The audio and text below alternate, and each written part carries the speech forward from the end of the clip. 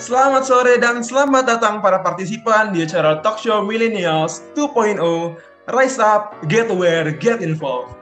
Perkenalkan, nama saya Darren Pratama sebagai MC pada acara hari ini. Acara ini diadakan oleh UKM Penelitian dan Pengembangan dari kampus Kwi-Kian-Gi School of Business. Sebelumnya, saya ingin mengucapkan terima kasih kepada para partisipan, pembicara, media partner, dan seluruh tamu undangan yang telah hadir dalam acara hari ini. Saya juga ingin mengucapkan terima kasih kepada pihak sponsor, yaitu kepada Ines Kosmetik, Hungry, dan BBO. Untuk teman-teman yang masih belum familiar dengan BBO, BBO merupakan aplikasi yang sangat berguna banget bagi teman-teman yang lagi nyari-nyari pekerjaan. Dimulai dari pekerjaan part-time, sedang, full-time, semuanya ada di BBO. Langsung aja download aplikasi BBO. Kalau gitu langsung aja kita panggil speaker kita yang pertama, Kak Nago Tijena. Halo Kak Nago. Halo Darren, suaraku kedengeran? Aman kok, aman. Karena aku gimana nih kabarnya? Aku gitu-gitu aja sih. Nggak terlalu baik, nggak terlalu buruk, tapi ya lumayan lah. Pastinya baik lah ya Kak, karena kalau nggak baik nggak bisa join di acara hari ini. Kak, kalau boleh tahu, apa sih kesibukannya Kak Nago sekarang di masa pandemi COVID-19 ini? Kesibukanku biasanya tetap ya melakukan konseling sih sebenarnya, karena situasinya pandemi. Semua konseling yang face to face aku pindahin jadi konseling online. Jadi sekarang ketemu kliennya sih lewat Zoom atau Google Meet kayak gitu sih. Selain itu juga nulis mungkin di beberapa media sosial sama ngisi webinar-webinar kayak gini. Dari yang awalnya tatap muka jadi online ya Kak ya? Betul. Kalau dari konseling sendiri kan dulunya tatap muka sekarang online. Ada dampaknya nggak tuh Kak? Beda sih memang ya. Istilahnya kan mungkin kita namanya manusia mungkin lebih nyaman kalau kita melakukan konseling sebenarnya face to face gitu kan. Jadi responnya bisa lebih kelihatan, human connection-nya lebih ada gitu. Tapi sekarang setelah dicoba, lumayan sih sebenarnya. Dengan konseling online, klienku jadi lebih luas jangkauannya. Jadi karena aku domisilinya Bali, biasanya awalnya cuma teman-teman yang di Bali doang yang bisa ketemu aku gitu. Karena sekarang konselingnya online, dari seluruh Indonesia, bahkan mungkin ada yang di luar Indonesia juga bisa konseling dengan gampang. Kalau dulu kayak mau ketemu face to face tuh nyiapin hati, harus fashionnya harus penampilan harus dipikirin, harus ngelewatin macet baru ke tempatnya. Kalau sekarang kita bisa di rumah masing-masing sambil tiduran, itu lebih nyaman buat kita. Jadi ada kelebihannya juga sebenarnya konseling online gitu. Plus minus ya Kak ya? Betul. Oke. Waktu dan tempat aku persilakan untuk Kak Nago. Boleh dimulai Kak Nago? Oke. Thank you Darren atas kesempatannya, sama thank you juga buat teman-teman dari UKM Litbang ya semua ya yang sudah mengadakan acara hari ini. Thank you, aku udah diundang bersama Ibunda tentunya. Jadi mungkin teman-teman udah tahu sih ya, Ibunda tuh platform konseling online juga dan aku adalah salah satu asosiat di sana. Dan hari ini aku ditunjuk oleh Ibunda untuk mengisi di webinar hari ini. Nah, hari ini topik kita adalah cyberbullying. Ini fenomena yang menurutku tidak terelakkan. Aku yakin masing-masing dari kita pasti pernah terlibat dalam fenomena ini. Entah mungkin sebagai pengamat, melihat itu seliweran di timeline kita, atau mungkin bahkan ada yang di antara kita pernah terlibat menjadi pelaku atau bahkan korban dari cyberbullying. Sebenarnya apa sih itu bullying? Kalau bahasa Indonesia itu perundungan. Apa yang dimaksud ketika seseorang ngomong ada terjadi suatu bullying? By definition, bullying is a misuse of power in relationships through repeated behaviors that intends to cause harm. Jadi sebuah penyalahgunaan kekuatan dalam suatu hubungan yang dilakukan melalui perilaku yang berulang-ulang. Ini garis bawahnya ya, perilakunya berulang-ulang dan ditujukan untuk menimbulkan sakit, luka, kerugian pada korbannya. Sebenarnya kalau misuse of power dalam hubungan kan ada juga kayak hubungan dengan lawan jenis, keluarga, tapi itu biasanya digunakan dengan kata-kata abuse, harassment, toxic. Ini lebih arah antara kita dan lingkungan kita. Jadi mungkin antara kamu dengan teman SMA kamu, antara kamu dengan teman kuliah kamu, teman komunitas kamu, ataupun dengan rekan kerja. Jadi bullying ini merupakan suatu hal yang umumnya muncul pada saat kita melakukan interaksi sosial dengan lingkungan sekitar kita. Masih ya dalam konteks yang tradisional, biasanya merupakan bentuk power play antara seseorang lebih kuat ke orang yang lebih lemah.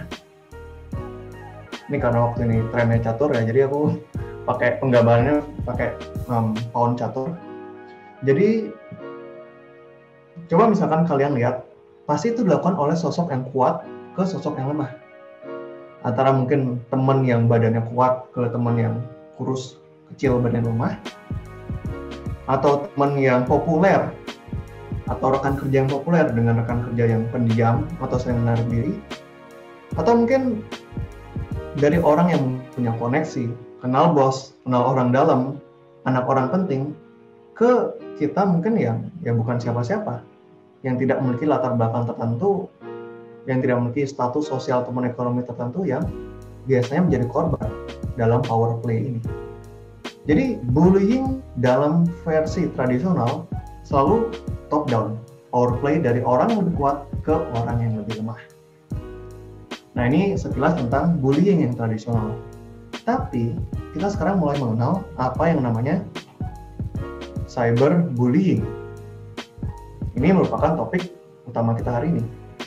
Dulu human interaction biasanya muncul dalam setting-setting fisik ya, di sekolah, di rumah sakit, di kafe, di kantor, di rumah, dan seterusnya. Kalau sekarang, sebagaimana interaksi sosial kita banyak berpindah dari yang fisik ke platform digital, bullying pun juga berpindah. Jadi cyberbullying itu muncul karena kita sebagai pelaku ataupun sebagai pihak-pihak yang terlibat dalam bullying juga berpindah dari situasi yang fisik offline menuju situasi yang digital dan online. Tentunya terutama di media sosial, tempat kita sering menghabiskan waktu-waktu kita sosial kita sehari-hari. Muncul pun berbagai bentuk jenis bullying. Ya nggak cuma seperti bullying versi tradisional tadi. Bullying, cyberbullying juga memiliki berbagai bentuk baru. Contohnya dari yang paling kiri, hate speech. Istilahnya mungkin verbal bullying yang sebelumnya kita sampaikan dari mulut kita langsung ke telinga pendengarnya, sekarang mungkin muncul dalam bentuk kolom komentar di Instagram, reply di Twitter, atau mungkin saling nyindir di IG story masing-masing. Yang kedua, yang di tengah, pelanggaran hak-hak personal kita atau privacy kita sebagai manusia. Kayak gimana contohnya? Ada teman punya foto yang memalukan kita unggah, di mana seharusnya itu foto yang merupakan privacy dia. Atau misalkan kita juga bisa stalking seseorang. Mungkin ada seseorang yang kamu nggak suka, kamu stalking, kamu kejar dengan hate speech, dan seterusnya. Itu juga salah satu bentuk dari pelanggaran privasi yang bisa muncul dalam dunia digital. Dan terakhir, yang ketiga, bisa dalam bentuk identity theft. Itu pencurian identitas. Dengan mengatasnamakan temanmu, dan kamu melakukan hal yang aneh-aneh di akun itu. Entah follow akun-akun nggak bener lainnya, entah komentar nggak jelas ke mungkin teman kamu yang lain, entah nge-DM orang-orang penting, dan seterusnya. Jadi ketika kita mengambil identitas seseorang, kamu nggak perlu jadi hacker gitu. Kamu tinggal pakai fotonya dia, buat fake account, mengatasnamakan dia, bahkan mungkin menggunakannya untuk kredit pinjaman online. Itu juga salah satu bentuk dari cyberbullying, di mana kamu berpura-pura menjadi dia dan melakukan berbagai hal dengan atas nama dia. Jadi ada hate speech, bagaimana kita menggunakan kata-kata yang menusuk ataupun melukai seorang.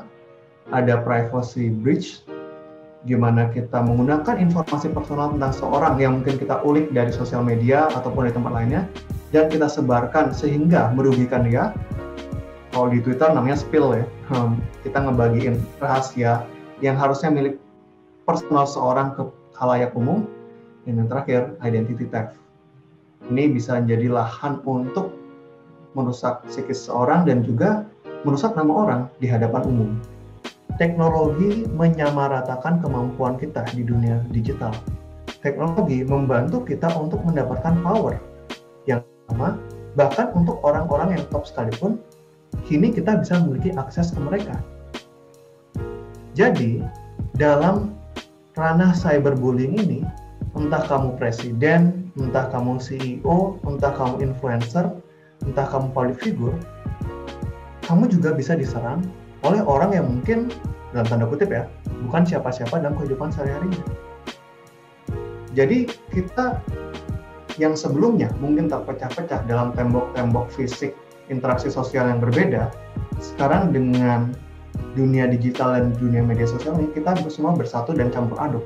Dan di sini cyberbullying itu bisa terjadi. Bayangkan di cyberbullying ini, kamu bisa diserang oleh orang yang nggak kamu tahu sebelumnya. Kamu nggak tahu dia siapa, kamu nggak tahu di mana dia, kamu nggak tahu namanya dia itu nama asli atau bukan, dan dia nggak pakai foto.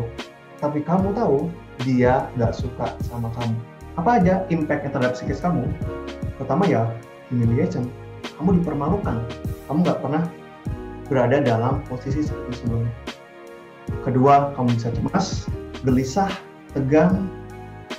Ketiga, loneliness and isolation. Kamu merasa kamu kesepian, kamu sendiri menghadapi mereka semua dan kamu terisolasi dengan mereka. Atau mungkin kamu sendiri yang menarik diri untuk mengisolasi diri dengan mereka. Itu membuat kamu bagaimana memandang dirimu dengan lebih rendah, low self-esteem. It could lead to depression, bisa mengarah kepada depresi dan berbagai perilaku maladaptif lainnya. Seperti misalkan coping dengan alkohol, ataupun mungkin dengan obat-obatan terlarang, kamu melakukan hal-hal yang kamu tidak bisa banggakan untuk diri kamu, dan juga ya mungkin bahkan bisa mengancam dirimu ataupun orang-orang di sekitar kamu. Serta berbagai gangguan psikologis lainnya. Mungkin sekolahmu mulai kacau, kerjaanmu nggak benar, hubunganmu dengan orang-orang nyata di sekitarmu seperti teman dekat, pacar, atau keluarga juga terganggu. Jadi, meskipun ya cyberbullying ini hanya mungkin berbentuk teks ya, kata-kata yang ada di internet, itu bisa benar-benar melukai hati kita. Bagaimana cara kita mengatasi cyberbullying? Itu tergantung dengan siapa kamu dalam fenomena ini. Apakah kamu mungkin bully, kamu mungkin tukang bulinya, atau mungkin kamu bystander, kamu pengamatnya, atau mungkin kamu victim, atau kamu korbannya. Bagaimana cara kita menyelesaikan permasalahan ini, itu tergantung dengan siapa kamu dalam situasi ini. Kamu bisa komen di salah satu Instagram postnya public figure yang kamu nggak suka. Kamu bisa menyampaikan kata-kata yang kasar dan menghina dia yang kamu tahu itu melukai dia tanpa dia tahu siapa kamu. Bayangkan seberapa powerfulnya teknologi itu. Tapi kadang kamu nggak sadar dan kamu mungkin merendahkannya dengan kata-kata, dia mana mungkin bacain satu komentar itu. Dia mana mungkin menghiraukan ini. Tanpa kita tahu bahwa orang yang ada di ujung sana, meskipun mungkin dia adalah orang yang lebih tinggi daripada kita, dalam bentuk mungkin ketenaran ataupun jabatan, dia juga manusia yang bisa baca itu. Dan kita nggak tahu bahwa di internet ini, ternyata kita bisa jadi orang jahatnya. Jadi penting bagi kita untuk menyadari bahwa mungkin nggak sih komentar yang kita keluarkan hanya sekedar mengutarakan opini kita, itu bisa sampai di hati orang lain sebagai suatu kata-kata yang bisa melukai dia. Salah satu alasan kenapa kita bisa berkomentar kejam di internet mungkin karena kita sedang dalam masalah yang kejam dalam hidup kita. Dimana aku rasa yang lebih konstruktif dibandingkan kita ngelampiasin kata-kata kasar di internet adalah untuk dengan menghadapi masalahnya secara langsung yang kita miliki, yang to the point dengan sosok-sosok yang bermasalah dengan kita, bukan dengan orang random di internet gitu. Kalau kamu bystander, kalau kamu pengamatnya, kamu observernya, apa yang harus kamu lakukan? Tanggung jawabmu adalah untuk menciptakan space atau lingkungan yang aman bagi seseorang. Kalau kamu melihat seseorang dibully di internet, atau kamu melihat temanmu menjadi menjadi korban bullying di media sosial, gitu, atau mungkin misalkan bahkan bullying yang secara nyata, kamu bisa satu, menegur tukang bulinya, mengatakan apa yang dia lakukan itu tidak benar. Kedua, kamu bisa saja secara sederhana bilang, kita nggak tahu apa yang disampaikan dia itu benar atau tidak, oleh karena itu, mari kita tidak terlalu tergesa-gesa mengambil keputusan. Jadi kamu menunda mungkin bullying yang bisa terjadi terhadap diri seorang. Atau 3, kalau kamu kenal dengan orangnya, ataupun mungkin ya kenalan lah dengan korban dari bullying itu, kamu bisa reach out ke dia. Apa yang bisa aku bantu? Bagaimana perasaan kamu? Istilahnya, kamu bisa reach out ke dia dengan berusaha untuk menanamkan kepada dia bahwa nggak semua orang kok menyerang kamu dalam posisi kayak gini. Aku pikir ini tentang bagaimana kita sebagai pengamat mulai berperan aktif. Antara satu, kita berusaha untuk mengingatkan si penyerang ini agar tidak terlalu terburu-buru atau sembarangan dalam melakukan satu tindakan. Dan satu sisi kita juga berusaha untuk menegaskan bahwa space kita berinteraksi di dunia digital ini merupakan space yang nyaman dan tidak boleh sembarangan untuk menyerang segitu aja. Dan ketiga, kita juga bisa memperhatikan si korbannya. Terutama mungkin kalau korbannya teman kita. Bahkan mungkin ketika kamu mungkin ya bersih tegang ataupun kamu juga tidak terlalu setuju dengan opini si korban ini, kamu nggak perlu harus mendukung dia. Kamu juga cuma cukup tampilkan bahwa kamu peduli tentang apa yang terjadi pada diri dia dan kamu ada di sana menemani dia. Jadi itulah yang bisa kamu lakukan kalau kamu seorang bystander. Tentunya juga salah satunya ya dengan raising awareness tentang cyberbullying ini. Kamu bisa menyampaikan ke orang-orang bahwa itu sudah merupakan salah satu tindakan cyberbullying dan itu berbahaya. Kita berusaha untuk mengambil tanggung jawab terbaik kita, meskipun mungkin kita tidak terlibat langsung dalam interaksi ini. Nah yang terakhir, ini yang aku mau sampaikan terakhir, bagaimana kalau kamu seorang korban? Aku sering menjelaskan bahwa ketika kita jalan ke internet, ya, itu kayak hutan belantara gitu. Kita nggak tahu sepenuhnya siapa yang ada di sana. Kita nggak tahu apa yang bakal menyerang kita. Tapi kita tahu, kalau kita sudah masuk ke sana, kalau kita sudah login di sana, semua orang bisa menyerang kita. Aku rasa juga ini hampir ada di semua media sosial ya. Entah itu Twitter, YouTube, Instagram, atau TikTok bahkan. Kamu harus selalu tahu bahwa selama media sosial atau aplikasinya itu masih ada di tanganmu, kamu masih bisa untuk take some control. Kamu bisa block orang-orang yang kamu gak suka, kamu bisa unfollow akun-akun mungkin teman kamu yang kamu rasa mungkin sudah terlalu toxic buat kamu. Kamu bisa log out dari media sosial dan gak make untuk sementara waktu. Reach out dengan orang-orang yang kamu rasa penting dan perhatian dengan diri kamu, and take some social media detox, I think. Kalau dulu kita ngomongnya mungkin ya satu generasi yang lalu atau mungkin 10 atau 20 tahun yang lalu, dunia media sosial, dunia digital merupakan tempat kita kabur dari kehidupan kita sehari-hari. Kita bisa main game di sana, kita bisa menjadi sosok yang keren di sana, kita bisa bebas di sana mengekspresikan apapun yang kita inginkan. Sekarang kebalikannya, hidup kita tuh sudah dominan di media sosial. Jadi kadang perlu bagi kita untuk sedikit menarik diri. Kalau kita merasa ini terlalu overwhelming, kamu bisa speak up, kamu bisa ngomong ke dia bahwa kamu tidak menyukai perlakuan dia, kamu bisa melakukan klarifikasi gitu ya, ala-ala influencer, menjelaskan apa yang sebenarnya terjadi, sehingga informasi itu tidak menyerang satu arah aja, atau kamu bisa ignore, kamu bisa nggak peduliin semua singgungan-singgungan dan tuduhan-tuduhan itu ke kamu, semua mungkin komentar-komentar negatif itu kamu, bisa melapor ke mungkin instansi-instansi yang membawahi seperti ini. Aku nggak tahu mungkin apakah perlindungan anak, perempuan, ataupun mungkin serikat kerja dan lainnya.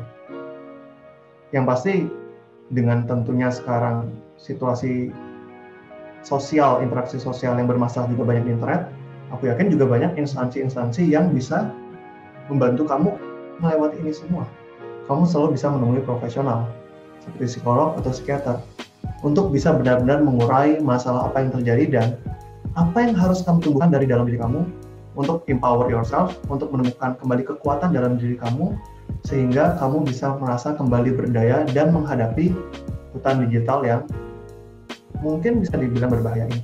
Dimanapun itu, aku yakin penting bagi kamu untuk melakukan yang terbaik buat kamu, entah itu speak up, berusaha untuk mempertahankan diri atau menjaga diri kamu sendiri, dan yakinkan bahwa pasti ada aja orang yang bisa membantu kamu di sana. Siapapun itu, entah itu lembaga hukum, profesional, atau mungkin orang-orang terdekat bagi kamu. in the age of anonymity, take responsibility.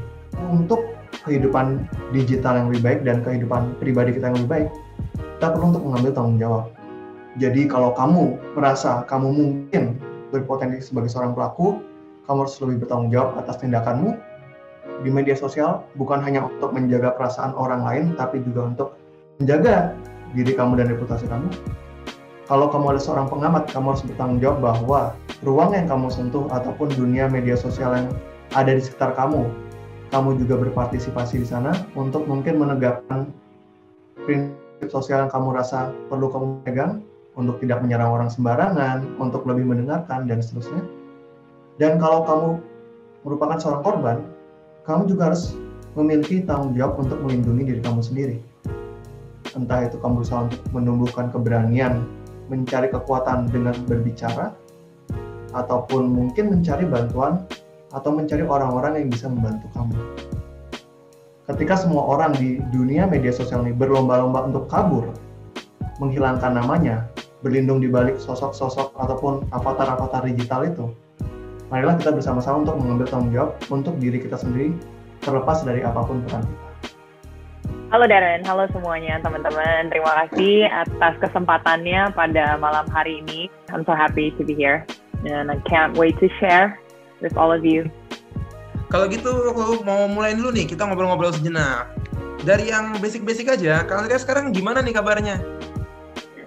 Baik. Baru pulang banget tadi siang dari Kalimantan Timur habis diving. Oh, yang kayak di Instagramnya kakak ya? Iya. Kak, kesibukannya kakak ini di pandemi sekarang ini apa aja sih Kak? Ada yang berubah nggak mungkin? Sebenarnya jadi lebih banyak kerjaan karena semua sekarang jadinya online ya. Jadi kayak lebih banyak talk show kayak gini juga. Dan ya, alhamdulillah sih baik-baik aja ya semuanya. Oke, bagus lah kalau gitu. Ternyata pandemi ini nggak cuma membawakan dampak negatif, tapi juga ada dampak positifnya ya Kak. Kan Kak Andrea ini merupakan seorang influencer ya. Dan seorang influencer ini yang aku tahu nggak pernah luput sama yang namanya cyberbullying. Banyak banget haters. Hanya Kak Andrea buat menanggapi haters-haters tersebut, misalkan ada yang komen negatif di sosial medianya Kak Andrea, atau mungkin ada yang melakukan hate speech di bidang-bidang lainnya. Bagaimana cara Kak Andrea bisa meresponnya dan dapat mengatasinya? Selama perjalanan waktu ini, awal-awalnya mungkin aku masih nanggepin, aku masih klarifikasi. Cuman ternyata setelah aku lakukan hal itu, aku baru sadar bahwa they don't really care about the truth. Kadang-kadang yang ngebully atau yang ngejelek-jelekin aja, itu kan mereka nggak tahu sebenarnya tentang kehidupan kita seperti apa di balik layar gitu loh, di balik apa yang kita post di media sosial gitu. Jadi buat apa capek-capek klarifikasi kalau mereka juga akhirnya nggak akan menanggapi itu dengan positif. Karena dipikir-pikir lagi, we don't owe them anything. Kita nggak utang apa-apa sama mereka. Kita nggak utang klarifikasi juga gitu loh. Dan jadi akhirnya aku belajar untuk udah ignore aja. Lalu aku sempat jadi viral beberapa kali juga, dan akhirnya sampai masuk artikel berita segala macam. Itu banyak yang negative comments juga, terus akhirnya malah jadi gibah, gosip, julid, segala macam. Itu jujur pada titik-titik tertentu itu kena sih ke aku. Dan tadi makanya Nago juga udah bilang kalau memang dirasa berat untuk ditanggung sendirian, ada baiknya memang konsultasi ke profesional. Kalau aku ke psikolog gitu, dan juga ke psikiater juga untuk sebagai salah satu support system juga sih. Kita butuh support system lah ya kalau misalkan, karena nggak kayak tadi yang Kak Andrea udah bilang juga, porsinya kan beda-beda. Mungkin ada beberapa hal yang masih bisa kita terima, tapi ada juga hal yang malah lebih tinggi lah dari porsi yang bisa kita terima. Kalau udah dapetin hal-hal yang kayak begitu, ada baiknya kita mungkin ke orang yang kita percaya ya, kayak kalau Kak Andrea sendiri mungkin hubunginnya ke psikolog gitu ya.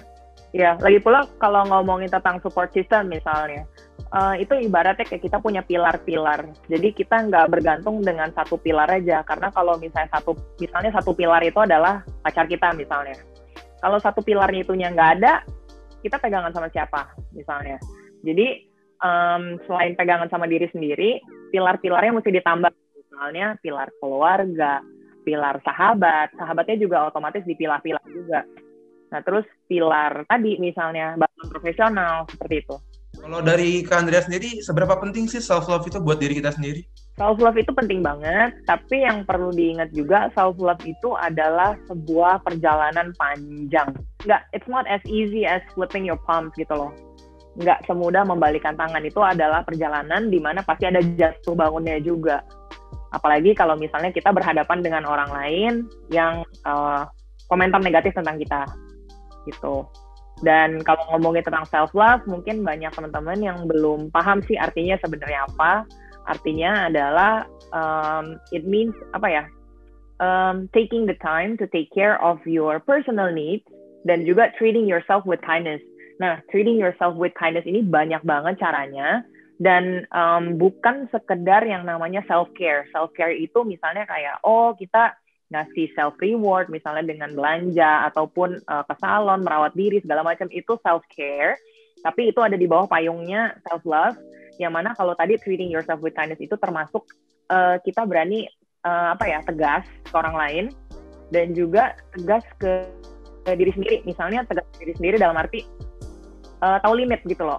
Kalau misalnya kita udah liatin medsos, terus mungkin komen-komen negatifnya dibacain semua, mungkin kita perlu tegas ke diri sendiri, udah, this is it, udah cukup. Kita tarik diri dulu dari medsos, kita ambil waktu untuk diri sendiri dulu, untuk menenangkan diri. Menurut aku Kak, bagus banget gitu kalau misalkan kita punya haters juga ada sisi baiknya gitu maksudnya. Karena kadang haters itu yang bisa mengkoreksi diri kita. Misalkan, lu kok ngomongnya gini banget sih, terus mungkin kalau kita ambil dari sisi yang positif, respon yang positif, kita bisa ambil kayak, oh iya benar juga ya, mungkin itu yang bisa kita perbaikin. Kak Andrea setuju nggak dengan kalimat kayak gitu deh? Haters Enggak, bisa sebenarnya jadi orang yang mengkoreksi kita. Enggak sih, karena kalau haters itu menurut aku ya namanya aja udah haters. Mereka cuma komentar negatif tanpa ada positif atau constructive feedback. Nggak ada feedback yang membangun. Kalau ada feedback yang membangun, namanya mereka criticize kita, gitu loh. Sedangkan kalau haters itu biasanya cuma negative comments yang nggak tahu asal bunyi aja, padahal dia nggak tahu mungkin konteksnya apa. Dan ya memang tujuannya hanya untuk menjatuhkan dan menyakiti, bukan bermaksud mengkoreksi. Tadi mungkin kalau kayak kasusnya kalau ada cyberbullying dari orang-orang terdekat misalnya, atau dari teman-teman, dari lingkungan terdekat gitu ya. Kalau menurut aku, satu bentuk self-love adalah punya boundaries atau batasan-batasan, di mana kalau memang kita sudah utarakan batasan kita dan mereka terus nggak menghargai batasan itu, menurut aku ada it's okay untuk jaga jarak sama mereka. Karena ya gimana ya, kalau memang mereka nggak dengerin kita, jadi mendingan kita yang menarik diri aja, kita jaga jarak, buat batasan. Tadi kayak case yang sebelumnya udah diomongin dikit, kalau banyak banget nih orang yang ngebully kita, bahkan mungkin cuma motifnya ngomongnya bercanda doang, kayak baper banget sih, orang bercanda doang kali, lebay. Menurut kakak, apa sih perbedaan utamanya sebagai batasan-batasannya yang membedakan antara bully dengan candaan biasa? Tadi yang aku bilang kan, semua apa yang kita rasakan itu valid gitu loh. Kalau kita merasa tersakiti karena omongan orang, itu valid. Tapi selain itu perlu diingat bahwa yang namanya perasaan kita, emosi kita, itu tidak sama dengan fakta atau realita. Jadi bisa aja kita merasa bahwa ini orang menyakiti kita, tapi mungkin perlu dilihat lagi gitu loh, apakah realitanya hal itu benar-benar terjadi gitu. Jadi mungkin ada baiknya meminta point of view dari orang lain juga yang lebih netral misalnya. Karena mungkin ada masa-masanya kita merasa bahwa ini orang maksudnya nggak baik nih, negatif nih, dia mau jahatin kita atau apa. Padahal sebenarnya realitanya nggak seperti itu. Itu hanya persepsi kita misalnya. Jadi mungkin itu kita juga perlu double check jadinya. Kak Andrea, kalau dari yang aku lihat dari berbagai sosmednya Kak Andrea, ini kan orangnya yang berani speak up ya Kak ya, berani buat ngomong lah. Tapi sedangkan banyak banget orang-orang yang merupakan korban cyberbullying ini nggak berani buat speak up. Apalagi sekarang nih banyak banget cyberbullying yang nyerangnya tuh di sexual harassment mungkin atau gimana. Menurut kakak, gimana sih biar orang-orang tuh bisa lebih speak up lagi? Mungkin ke circle kecilnya pun ada beberapa orang yang takut, karena takutnya dibilangnya, ya ampun, lu gini amat malah dijudge gitu. Bagaimana cara buat mengubah pola pikir orang-orang biar berani speak up, bahkan ke circle kecilnya kayak ke fondasi-fondasi yang kayak tadi kakak bilang? Yaitu dimulai dari berani tegas ke diri sendiri dan orang lain, berani ngasih boundaries atau batasan-batasan juga gitu. Jadi kalau memang kalau memang it's not okay, jangan bilang enggak lah nggak apa-apa, it's okay gitu loh, cincai lah gitu. Kalau memang itu menyakiti perasaan, berani mengatakan bahwa this is not okay, you cannot do this to me, bisa nggak next time ngomongnya begini gitu. Mungkin ada cara yang lebih baik untuk menyampaikan message-nya daripada mengatakan hal seperti ini. Tapi ya tadi, kalau memang kita kan nggak bisa kontrol orang lain, kalau memang mereka terus melakukan hal itu, ya tadi ada baiknya kita menjaga jarak, atau mungkin kita bisa laporkan ke otoritas. Oh ya Kak, ada juga case-case lain nih, kayak kalau tadi kan orang tua bisa jadi salah satu fondasi kita buat kita kalau kita mau speak up. Tapi ada juga sosok orang tua yang malah bisa dibilang bully ke anaknya. Contohnya dengan kayak membanding-bandingkan anaknya. Misalkan ngomong, ya elah nilai lu masa segini doang, anak tetangga kita sih ini aja nilainya bagus, lu gimana? Kalau kayak gitu, respon yang paling benar yang bisa kita lakukan itu apa Kak? Karena kan orang tua kita sendiri gitu yang ngomong. Again, aku akan ngomong untuk tetap tegas ke orang tua. Maksudnya tegas kan nggak harus kasar, tegas beda dengan kasar gitu loh. Tegas itu asertif dan berani, ya itu tadi, speak up, stand up for yourself gitu loh. Bilang maksudnya mungkin baik untuk memacu kita untuk mungkin berprestasi lebih gitu sama yang dibandingkan tadi. Cuma kan kita bisa jelasin lagi bahwa mungkin kita udah berusaha yang semaksimal mungkin, tapi mungkin memang belum nyampe sama yang dibandingin tadi. Dan memang mungkin kemampuan kita juga berbeda dengan yang dibandingin. Mungkin minatnya kita juga beda dengan yang dibandingin tadi, misalnya. Jadi mungkin kita bisa ajak dialog dulu juga baik-baik. Maksudnya, Ma, aku ngerti maksudnya papa mama itu baik. Maksudnya papa mama nggak mau lihat aku gagal. Tapi bukan begini caranya. Karena ini malah bikin aku down. Bukan bikin aku semangat, tapi malah bikin aku sedih, kecewa juga sama kalian gitu loh. Jadi kalau menurut aku, diajak ngobrol juga, papa mama ini concern-nya apa sebenarnya. Karena menurut aku, gimana pun kalau kayak gitu, mereka sebenarnya maksudnya baik, cuma mereka nggak tahu cara yang tepat untuk mengutarakannya, karena mungkin mereka dididiknya juga sama orang tua mereka seperti itu. Kalau dari pengalaman aku pribadi misalnya, orang tua aku dulu tuh maunya aku kuliah akuntansi gitu, akuntansi dan accounting and finance gitu, karena mereka pikir udahlah gampang cari kerja, nanti cepat balik modal gitu lah. Dan sebenarnya aku tahu gitu kemampuan aku sendiri, kapasitas aku nggak di hal yang berhubungan dengan angka gitu. Pada waktu itu aku sukanya sama desain, DKV. Dan tapi karena itu judulnya mungkin agak dipaksa juga, jadi aku kayak ya udahlah ikutin aja. Cuma memang setelah diikuti selama 1 tahun ternyata memang beneran nggak bisa gitu loh. Tapi paling nggak aku udah coba dan aku udah tunjukkan, hey I tried. Tapi ternyata it didn't work. Nggak bisa juga gitu loh, nggak bisa dipaksa. Tuh, jadi gimana sekarang? Ya udah, dan akhirnya mereka juga ya udahlah ikutin aja deh. Yang penting maksudnya anak udah coba dan ternyata udah dibuktikan bahwa anak nggak bisa gitu.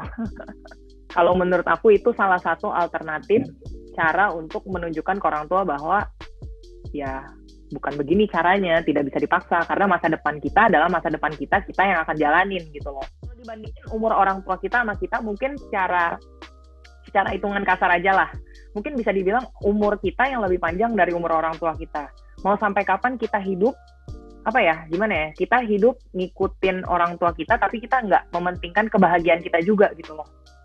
Ini hidupnya siapa? Hidupnya kita atau hidupnya orang tua kita? Kalau menurut aku gitu. Ini bukan yang ngomongin kayak misalnya durhaka juga. Karena tadi aku bilang, tegas bukan berarti kasar atau nggak sopan. Jadi ada cara-caranya. Cara-cara komunikasi yang asertif tanpa harus menyakiti, menghina, dan juga kurang ajar gitu. Iya sih, keterbukaan komunikasi dengan orang tua juga penting banget. Dan memang kalau memang orang tuanya juga nggak terbuka sama kita, kan kita nggak bisa kontrol orang lain kan, seperti yang tadi aku bilang. Jadi gimana kalau dimulai dari diri kita sendiri juga yang mulai terbuka ke orang tua. Kita yang mencoba, kita yang mengulurkan tangan duluan ke orang tua. Menurut kakak, apa aja sih bentuknya cyberbullying di dunia sekolah atau perkuliahan? Dan bagaimana cara kita buat mengatasinya? Boleh dari Kanago terlebih dahulu.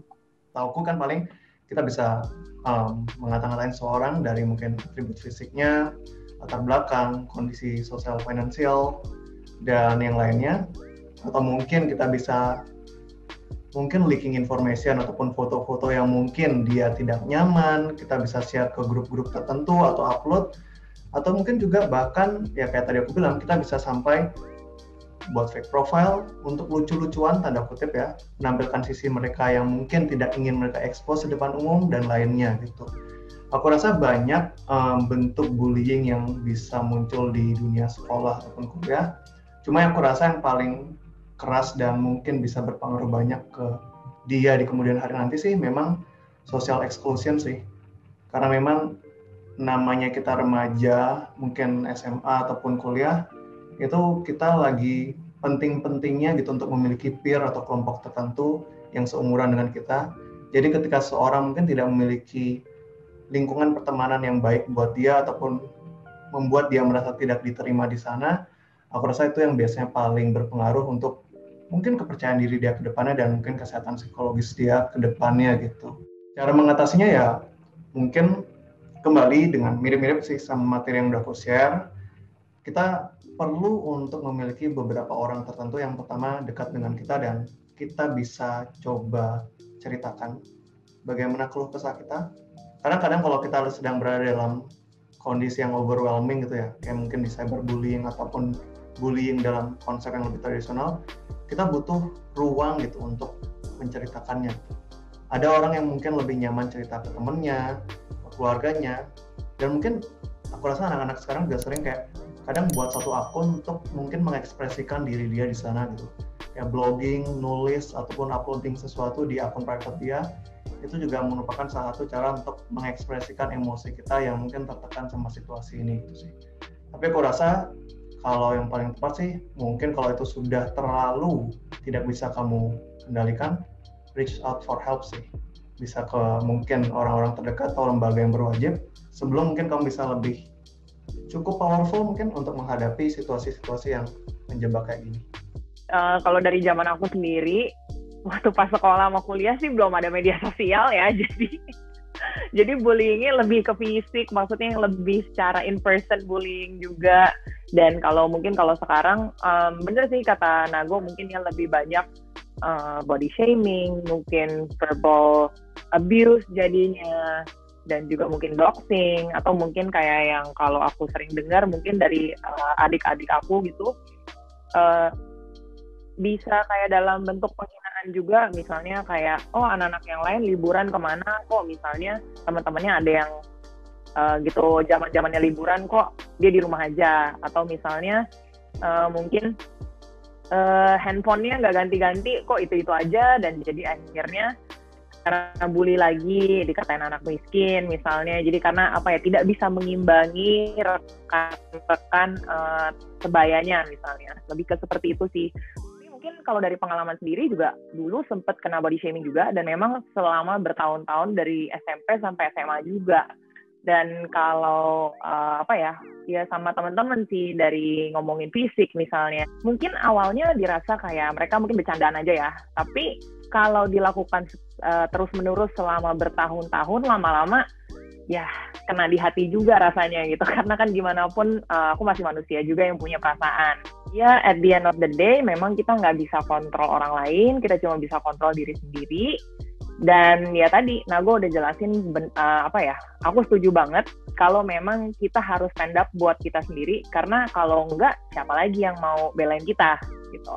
Karena kan kita nggak bisa selamanya bergantung sama orang untuk selalu belain kita.